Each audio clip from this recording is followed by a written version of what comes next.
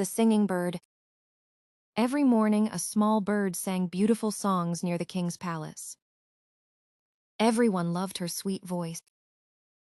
One day, a rich man tried to lock the bird in a golden cage so he could hear her sing all day.